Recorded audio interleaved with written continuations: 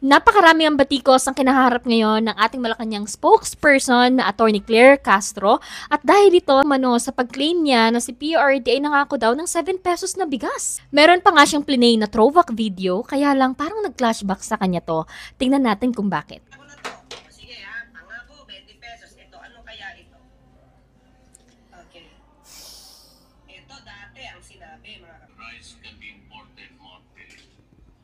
This will give us additional resources for our farmers, reduce the price of rice by up to 7 pesos. Oh, kaya mo ginawa yung batas, rice certification daw to eh. Para yung gusto mo 7 pesos na kada kilo ay mangyari ha. Ang issue nga dito is dahil sa kinatagal-tagal na nitong statement na ito na nirelease ni PRRD, past president, way back ilang taon nang nakakaraan, ngayon lang na pinpoint itong issue na to ng 7 pesos. The question is, tama bang pag-interpret ni Attorney Claire Castro sa sinasabi ni PRRD na reduce by up to 7 pesos o talagang mali siya sa pag-intindi ng English nito? Take note, bear in mind na abogado po si Attorney Claire Castro at supposedly hindi dapat maging question ang kanyang pag-intindi sa Ingles. So ang question now is whether what is the difference between reduced by versus reduced to. Disclaimer lang po, hindi po ako namumulitika pero gusto ko lang pong i-clear ito sa mga kaisipan ng kabataan kasi very crucial ito sa kanilang pag-intindi ng tamang Ingles. Ngayon may problema ngayon sa pag-interpret kung ano bang ibig sabihin ng reduced by versus reduced to.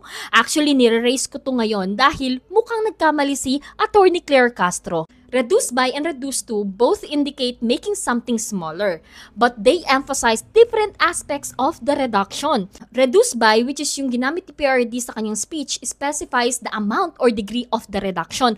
While kung ginamit niya sana i-reduce to, it indicates the final result or target state after the reduction.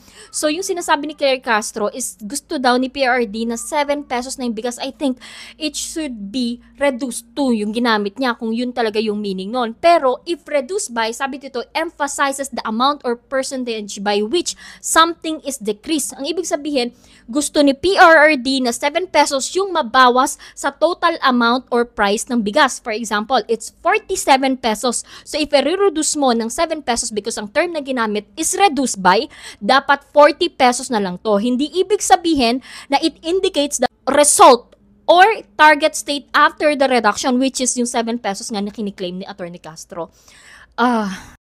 Mukhang may mali talaga dito kay Attorney Castro. It's either gusto niyang manira or talagang siya mismo hindi niya naintindihan. Very crucial po na ang ating USEC or ang spokesperson ng presidente ay hindi nakakaunawa sa general knowledge kahit man lang sa simpleng English na reduced by.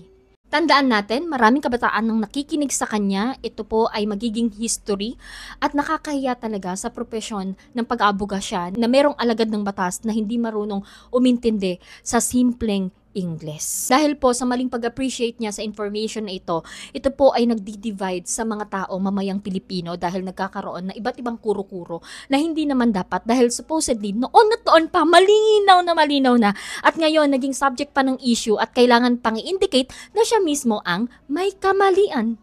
Nakakaya. Atin pong pakantabayanan kung magre-release po ng statement itong si Attorney Claire Castro para po itama ang kanyang pagkakamali o akuin ang kanyang pagkakamali o magpapalusot na naman ito. Lesson learned, dapat tayo ay maging accountable sa ating mga sinasabi at kung mali naman ito, dapat tayong umako sa ating pagkakamali at matuto tayong i-correct ito dahil makaka-apekto ito sa mga taong nakikinig. Ayan lamang po. Do you agree with it or not? Comment down below and follow for more!